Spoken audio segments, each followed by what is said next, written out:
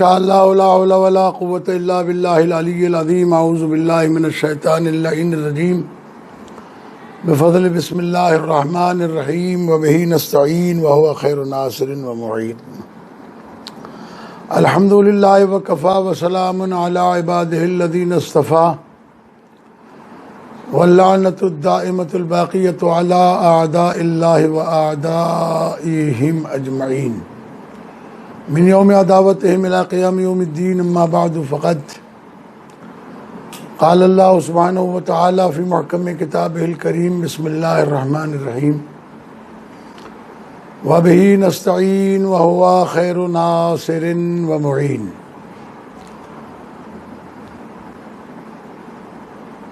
انما المؤمنون اخوہ۔ برادران عزیز، آج کی ہماری یہ مجلس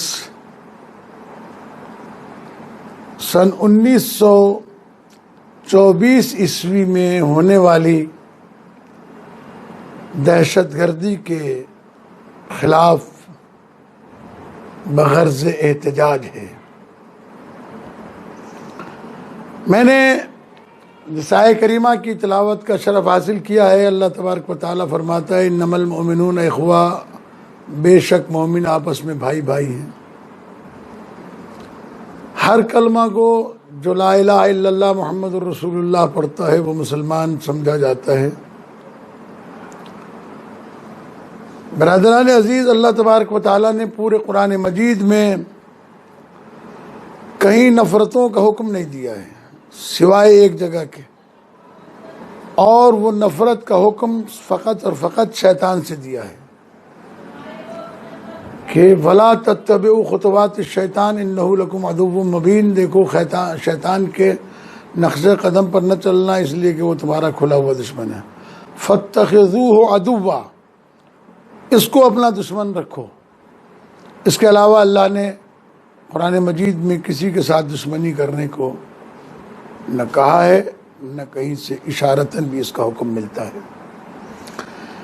لیکن ظاہر ہے کہ ترویج و تبلیغ اسلام میں پیغمبر اکرم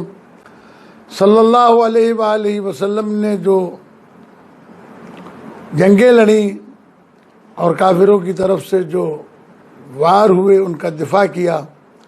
اس میں پیش رہے مولائے کائنات علی ابن ابی طالب علیہ السلام، اور مولائے کائنات سے ہی پورے عرب کی دشمنی، کیونکہ علی علیہ السلام کے ہاتھوں سے ہی بڑے بڑے سورما اور پہلوان مارے گئے، اور پھر اس کے بعد دو بڑی شکستیں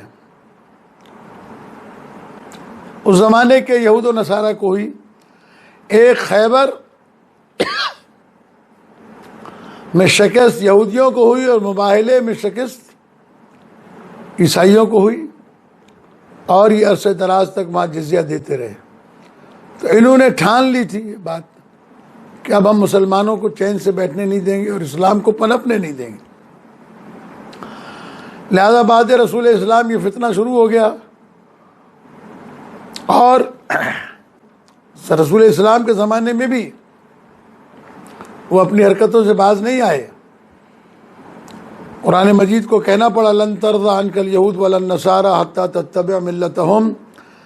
اے میرے حبیب کبھی بھی تجھ سے یہ یہود و نصارہ راضی نہیں ہو سکتے جب تک کہ تو ان کی ملت کی پیروی نہیں کرے گا۔ لہذا ایک بات طے ہو گئی کہ بعد رسول بھی رسول اسلام کے حقیقی چاہنے والوں سے اور حقیقی معنوں میں مسلمانوں سے یہود و نصارہ کبھی بھی راضی نہیں رہ سکتے۔ لہذا ان کا مسلسل ٹارگٹ ہے اسلام، مسلسل انہوں نے اسلام کے خلاف سازشیں کی ہیں۔ لہذا انہوں نے مکہ معظمہ، مدینہ منورہ جو کہ اسلام کے مرکزی پلیس تھے، وہاں پر قبضہ جمانے کے لیے براہ راست تو وہ آ نہیں سکتے تھے، ظاہر ہے کہ وہاں مسلمان ان کو ٹکنے نہیں دیتے براہ راست۔ لہذا انہوں نے حجاز کے کچھ عربی قبیلوں پر ہاتھ رکھا۔ اس کے لیے 2 مشہور کتابیں ہیں، ہمفرے کے اعترافات اور تاریخ نجد و حجاز۔ یہ نجدیوں کا قبیلہ تھا، اس پر ہاتھ رکھا انہوں نے اور ان کو پیسے دے کر مسلمانوں کے خلاف اکسایا اور پھر وہاں خون ریزی کرائی۔ کئی ہزار مسلمان متقی پرہیزگار صاحب ایمان ان نجدیوں کے ہاتھوں قتل ہوئے اور بالآخر انہوں نے پورے حجاز پر قبضہ کیا اور پھر اس کا نام بدل کر سعودی عرب رکھا۔ یہ واحد مملکت ہے دنیا کے اندر جو کسی خاندان کے نام پر قائم ہے، اور اس کے بعد جب یہ حکومت قائم ہو گئی تو یہ 2 حصوں میں تقسیم ہوئی۔ ایک قبیلے نے اقتدار سنبھالنا تھا، انہوں نے اقتدار سنبھالا۔ دوسرے قبیلے نے مذہبی امور کو سنبھالنا تھا، انہوں نے مذہبی امور سنبھالے اور یہ آپس میں طے کر لیا کہ ہم حکومتی معاملات میں مداخلت نہیں کریں گے، تم مذہبی معاملات میں مداخلت نہیں کرو گے۔ لہذا جو مذہبی امور سنبھالنے والے لوگ ہیں ان کو متوع کہا جاتا ہے، اور انہوں نے سرزمین حجاز سے اسلام کو کمزور کرنے کے لیے سب سے پہلا حملہ یہ کیا کہ انہوں نے مکہ معظمہ میں رسول اسلام صلی اللہ علیہ وآلہ وسلم کے آباء و اجداد کے قبرستان میں مدفون حضرت عبد المطلب، حضرت ابو طالب علیہ السلام، بی بی خدیجہ الکبریٰ سلام اللہ علیہ اور دیگر جو بنی ہاشم کے اکابر وہاں دفن ہیں، ان کے مزارات بنے ہوئے تھے، ان کو منہدم کیا اور اس کے لیے بہانہ یہ بنایا کہ یہ شرک کی جگہ ہے اور اس کو وہاں جانا حرام ہے اور جانا ممنوع ہے اور یہ گناہ ہے۔ اس کے بعد انہوں نے مکہ معظمہ میں صرف رسول اسلام کا آباء و اجداد ہی نہیں ہے، ام المومنین کے علاوہ کچھ صحابہ کرام بھی وہاں پر دفن ہیں۔ پھر جب پیغمبر اکرم صلی اللہ علیہ وآلہ وسلم ہجرت کر کے مدینہ آ گئے تھے تو مدینہ میں قبرستان بنایا تھا جنت البقیع۔ اس جنت البقیع میں رسول اسلام صلی اللہ علیہ وآلہ وسلم کی اکلوتی بیٹی فاطمہ صلوات اللہ علیہا مدفون ہیں۔ پھر انہوں نے وہاں کے مزارات کو آ کر منہدم کیا۔ اس کے بعد میں انہوں نے چاہا کہ رسول اسلام کا مزار بھی منہدم کر دیں۔ جنت البقیع میں ہمارے شہزادی کے علاوہ 4 امام اور مدفون ہیں۔ امام حسن مجتبیٰ علیہ السلام، امام زین العابدین علیہ السلام، امام محمد باقر علیہ السلام، امام جعفر صادق علیہ السلام۔ اس کے علاوہ امہات المومنین بھی ہیں وہاں پر، اور اس کے علاوہ اصحاب رسول بہت سارے وہاں پر دفن ہیں۔ لہذا ان سب کی قبروں پر بلڈوزر گھمایا گیا اور انہیں مسمار کر دیا گیا۔ پھر یہ جب رسول اسلام کے مزار کی طرف بڑھے تو مزدوروں نے کام کرنے سے انکار کر دیا اور کہا کہ بادشاہ جب تک تو خود پہلا حملہ رسول کے روضے پر تو کر، دوسرا حملہ ہم کریں گے۔ جب اس نے پہلا حملہ کیا، کھدال مارا، اس سے چنگاریاں اڑی اور اس حرامزادے کی آنکھوں میں گئیں، لہذا یہ اندھا ہو گیا اور اسی میں اندر چند گھنٹوں کے اندر مر گیا۔ اسے غسل و کفن دینے کے بعد مسجد نبوی میں جنازے کی نماز کے لیے لانے کی کوشش کی، لیکن اس کا جنازہ مسجد میں داخل نہیں ہوا۔ ایسا لگتا تھا کوئی فورس ہے دھکیل رہی ہے باہر کی طرف، لہذا نماز جنازہ باہر کی گئی۔ اور جب اس کی وجہ دنیا سے آئے ہوئے بادشاہوں کو پتہ چلی تو ترک کے بادشاہ اور 1-2 بادشاہوں نے نماز جماعت کی صفوں سے نکل کر یہ کہہ دیا کہ ہم اس گستاخ رسول کی نماز جنازہ نہیں پڑھیں گے۔ عزیزان گرامی، یہ وہ لوگ ہیں کہ جو اپنے علاوہ کسی اور کو مسلمان نہیں سمجھتے، جبکہ ہمارا مشاہدہ یہ ہے کہ ان کے علاوہ باقی سارے مسلمان ہیں، یہی مسلمان نہیں ہیں۔ پوری دنیا میں اتحاد عالم اسلام کو پارا پارا کرنے والے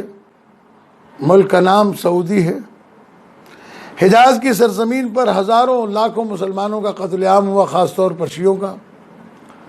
تیل کے ذخائر جن علاقوں میں ہیں وہ سارے علاقے شیعوں کے ہیں، ان کی زمینوں پر قبضہ کر کے وہ تیل اپنے قبضے میں لیا، اور اس کی رائلٹی جو وہاں دینی چاہیے تھی وہ انہوں نے نہیں دی، کیونکہ وہ شیعہ ہیں۔ قطیف و دمام میں شیعوں کو مسجد بنانے کی بھی اجازت نہیں ہے، اپنی مذہبی رسومات کو ادا کرنے کی بھی اجازت نہیں ہے، اور اسی پیغام کو انہوں نے اپنے ملاؤں کے ذریعے سے پوری دنیا میں پھیلایا کہ شیعہ کافر ہیں، شیعوں کے ساتھ اٹھنا بیٹھنا حرام ہے، شیعہ جو ہے وہ صحابہ کو نہیں مانتے، شیعہ ازواج رسول کو نہیں مانتے، اور شیعہ جو ہے وہ مشرک ہیں، اور شیعہ شرک کرتے ہیں اور کفر کرتے ہیں وغیرہ وغیرہ۔ لیکن یہ دنیا جانتی ہے کہ ان کے علاوہ باقی سارے مسلمان شیعوں کو مسلمان سمجھتے ہیں، اور یہ بھی زبان سے کافر کہتے ہیں، لیکن عملی طور پر یہ شیعوں کو کافر نہیں سمجھتے۔ اگر یہ یقینی طور پر شیعوں کو کافر سمجھتے ہوتے تو کبھی بھی مکے اور مدینے میں شیعوں کو آنے کی اجازت نہیں دیتے۔ ہم حج کرنے جاتے ہیں، مدینہ منورہ زیارت کے لیے جاتے ہیں، لیکن کوئی ہمیں نہیں روکتا ہے۔ اس کا مطلب یہ کہ جہاں کافروں کا آنا منع ہے وہاں شیعہ جاتے ہیں، تو اس کا مطلب یہ کہ وہ زبانی طور پر شیعوں کو مسلمان سمجھتے ہیں۔ اور اس کے بعد اب دوسری بات عرض کرتا چلوں کہ میں سن 2017 میں جب جنت البقیع کی زیارت کے لیے گیا تو وہاں بورڈ کے اوپر لکھا ہوا تھا السلام علیکم یا اہل القبور۔ تو میں نے وہاں کھڑے ہوئے متوع سے، وہ جو ملا وہاں کھڑا رہتا ہے اور زیادہ تر وہ پاکستانی سرائکی بیلٹ کے ملا ہوتے ہیں، اس سے میں نے پوچھا، میں نے کہا کہ یہ بتاؤ یہ جو السلام علیکم یا اہل القبور دروازے پہ لکھا ہے جنت البقیع کے، کہ یہ سلام پہنچ جاتا ہے کیا؟ کہنے لگے ہاں، اللہ تعالیٰ نے کچھ فرشتے مقرر کیے ہیں کہ جن فرشتوں کا کام یہ ہے کہ وہ تمہارے سلام کو ان مردوں تک پہنچائے۔ تو میں نے کہا عجیب بات ہے کہ جنت البقیع کے مرحومین اور شہداء کے لیے تو اللہ نے فرشتے مقرر کر دیے کہ وہ سلام لے کر ان تک پہنچا دیں، اگر یہی سلام ہم رسول اسلام کے مزار کے پاس کھڑے ہو کے پڑھتے ہیں تو تم کہتے ہو حرام حرام حرام حرام۔ وہاں اللہ نے کوئی فرشتہ خلق نہیں کیا کہ جو ہمارے سلام کو اللہ کے رسول تک پہنچا دے۔ بہرحال یہ واحد ملک ہے جس نے پوری دنیا کے مسلمانوں کی بے خونی میں بہت بڑا کردار ادا کیا ہے، اور اس کے ساتھ ساتھ 300 مساجد کو مسمار کرایا گیا، جبکہ اسلام میں مسجد کو منہدم کرنا اور مسجد کی جگہ کوئی اور عمارت تعمیر کرنے کا حکم نہیں ہے، اجازت نہیں ہے۔ ان المساجد للہ، مسجدیں اللہ کے لیے ہوتی ہیں،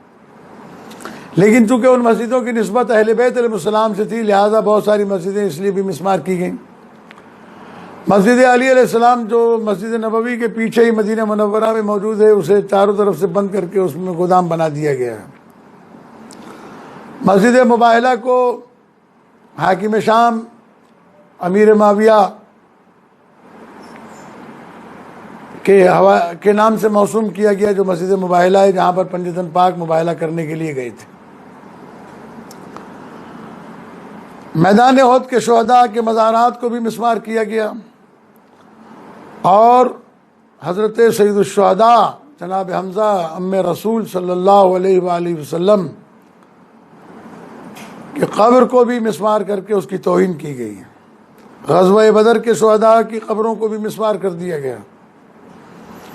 اور وہاں بھی چار دیواری کر کے اندر جانے والوں پر پابندی عائد کر دی گئی۔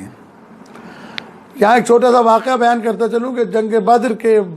اختتام پر پیغمبر اکرم نے کنواں کھدوایا، گڑھا کھدوایا، اور اس میں کچھ تہائے نجس جتنے بھی تھے کافروں کے ان کو ڈلوا کر اس کے اندر بند کرا کے اوپر سے ڈھکن لگوا دیا۔ پھر آپ نے قبر پر کھڑے ہو کر کہا کہ یا اتباع اتیبہ، اے اتباع اور اتیبہ اور فلاں اور فلاں، تم نے کیا وہ وعدہ جو میں نے تمہیں بتایا تھا وہ سچ پایا یا نہیں؟ اصحاب رسول صلی اللہ علیہ وآلہ وسلم نے پوچھا کہ اللہ کے رسول کیا یہ لوگ سنتے ہیں؟ تو آپ نے فرمایا کہ ان کی سماعتیں تم سے زیادہ تیز ہیں، یہ جواب بھی دے سکتے ہیں اگر انہیں اجازت مل جائے۔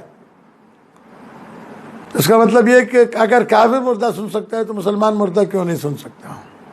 اور اسی سلسلے میں حضرت بلال محمدی رضوان اللہ تعالی علیہ کے حالات و واقعات میں لکھا ہے، نصاب تبلیغ میرے پاس موجود ہے، علماء دیوبند نے لکھا ہے کہ پیغمبر اکرم کی وفات کے بعد جب جناب بلال چلے گئے مدینہ چھوڑ کر شام، تو پیغمبر اکرم خواب میں جا کر کہا کہ بلال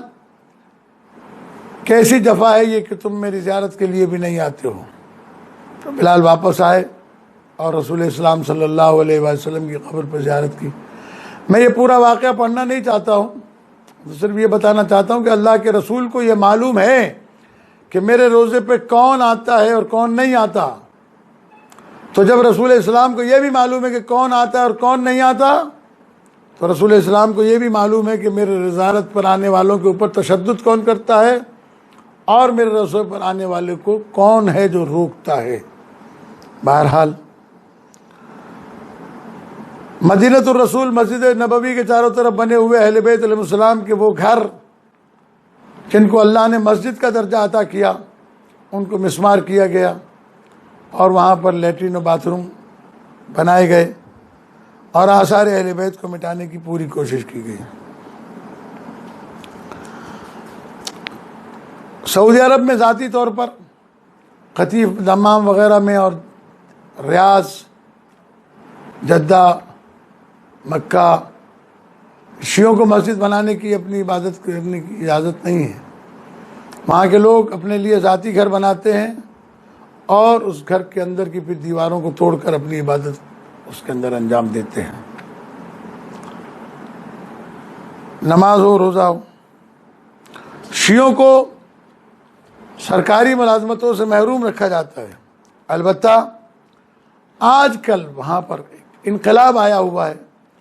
کہ سعودی عرب کے جو شیعہ برادری کے مسلمان ہیں انہوں نے اپنے بچوں کو اعلیٰ تعلیم دلانے کا جذبہ پیدا کیا اور اب ان کے بچے باہر ملکوں سے اچھی تعلیم پڑھ کر آئے ہیں جو سعودی عرب میں ان کی ضرورت بن گئے ہیں اور ان کو اب ملازمتیں بھی مل ہی رہی ہیں. اور یہ پیغام بھی ہے کہ جو قوم بھی غلامی سے نجات حاصل کرنا چاہتی ہے وہ جنگ کے ذریعے سے آزادی حاصل نہیں ہو سکتی، وہ علم اور علم کی وسعت سے حاصل ہو سکتی ہے. اب میں تھوڑا سا حال سعودی عرب کا موجودہ حال آپ کے سامنے پیش کرنا چاہتا ہوں کہ سعودی دارالخلافہ ریاض میں 25 عدد گرجا گھر ہیں، 16 مندر ہیں، 6 گردوارے ہیں، 20 آتش کدے ہیں اور اب ماشاءاللہ وہاں پر جوا خانے، شراب خانے اور بہت ساری ایسی چیزیں کھل گئی ہیں جن کو میں شرم و حیا کی وجہ سے بیان بھی نہیں کر سکتا. سعودی پارلیمنٹ میں 3 یہودی ممبر ہیں پارلیمنٹ کے، مسلمان نہیں ہو سکتا وہاں پر. اور اس کے علاوہ بس 2 لفظوں میں یہ بات کہہ دوں کہ وہاں پر ناسبیت کا وہ نظام رائج ہے جو اولاد رسول اور اسلام کی شدید ترین مخالف ہے. سعودی عرب کے کالجوں میں، اسکولوں میں ابو طالب علیہ السلام، علی علیہ السلام، سیدہ کونین صلوات اللہ علیہا، حسن و حسین علیہ السلام کے نام والے بچوں کو داخلہ نہیں دیا جاتا اسکولوں کے اندر. سعودی مکتب فکر کے لوگ تند مزاج، بد اخلاق اور برائیوں کے حامل ہوتے ہیں. اسرائیل کا سفارت خانہ بھی کھل چکا ہے اور اسلامی سربراہ کانفرنس کی صدارت جناب ٹرمپ نے کی تھی 2-3 سال پہلے جو ہوئی تھی، اور اس میں قادیانیوں کے، مرزائیوں کے خلیفہ کو بھی دعوت دے کے بلایا گیا تھا، چونکہ ٹرمپ کا زور تھا، پریشر تھا کہ اس کو بلاؤ اور ان کو کسی صورت سے مسلمان ثابت کرو. اور اس کے بعد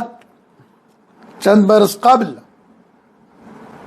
ابوظہبی میں تعمیر ہونے والے دنیا کے بہت ہی بڑے اور تعمیری اعتبار سے بہت شاہکار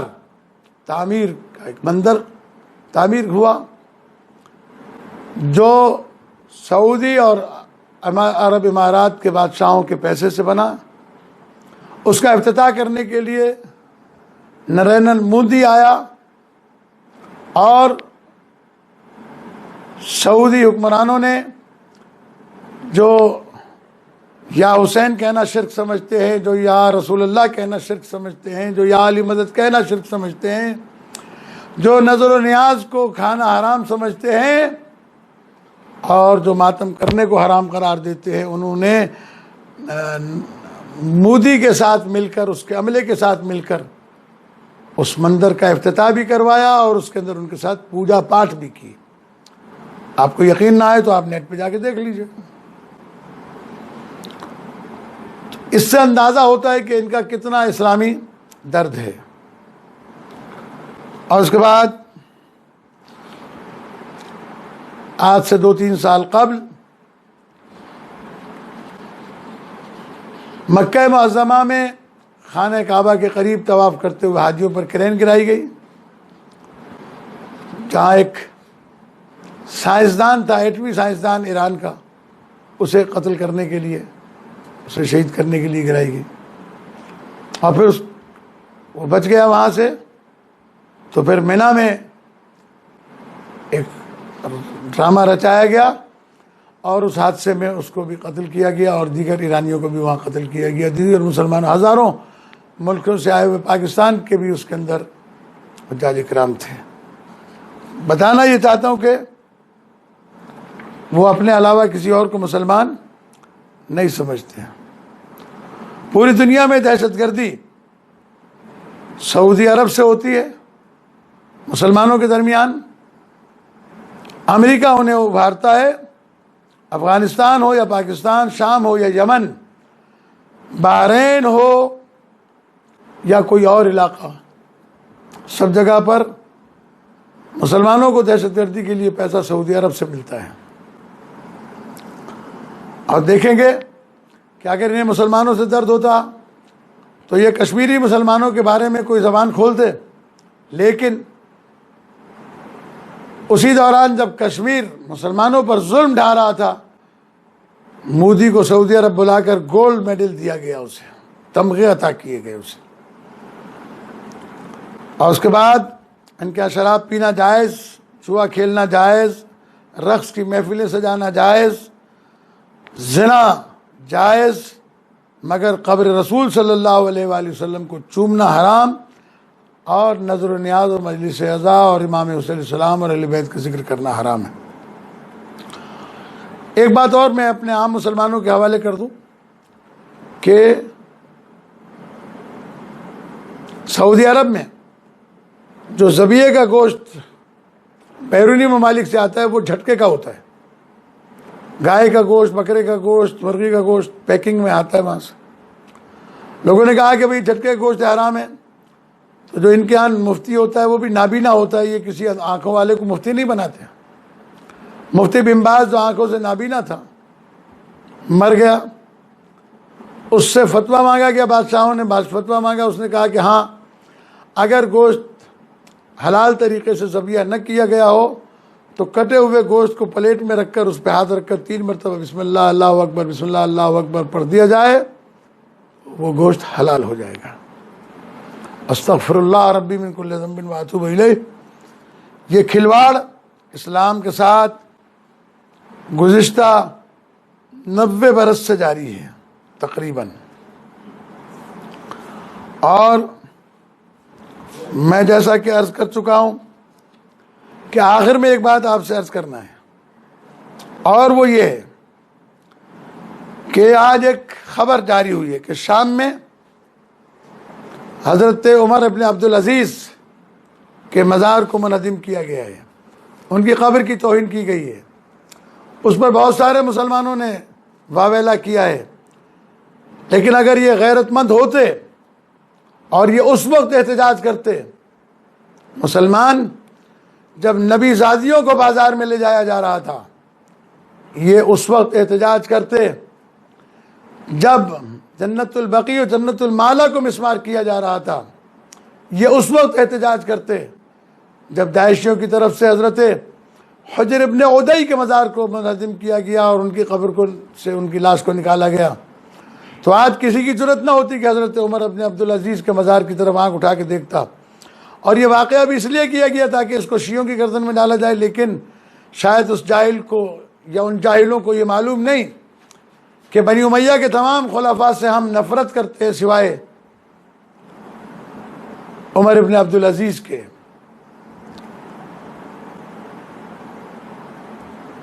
اور اس کی وجہ یہ ہے کہ بنی امیہ کے حکمرانوں نے 40,000 ممبروں سے نماز جمعہ کے خطبے میں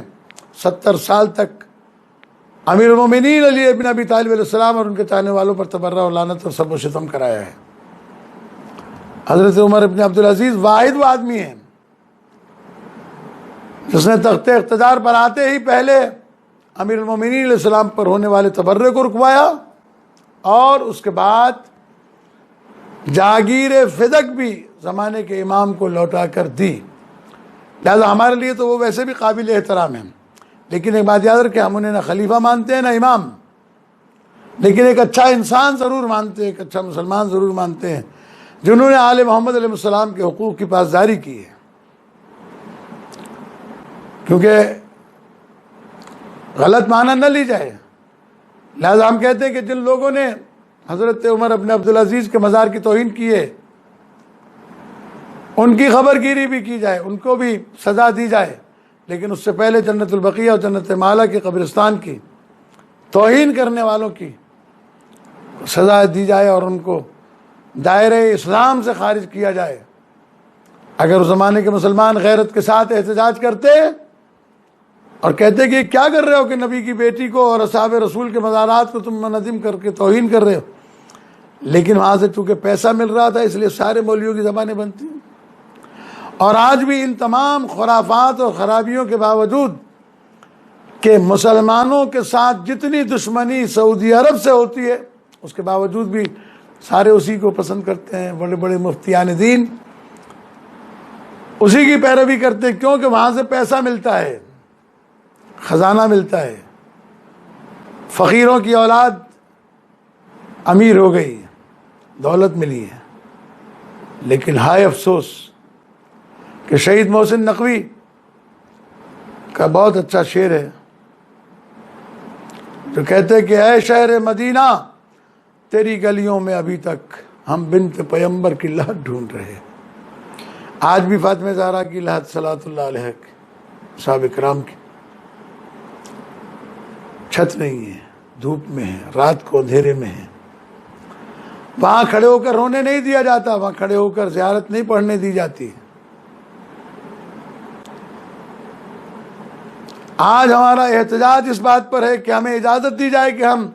جنت المالا اور جنت البقیع کے مزارات کو خود تعمیر کریں گے، ہم سعودی عرب سے پیسہ نہیں لیں گے، ہمیں سود کا پیسہ اور حرام کا پیسہ نہیں چاہیے، ہمارے پاس اتنا پیسہ ہے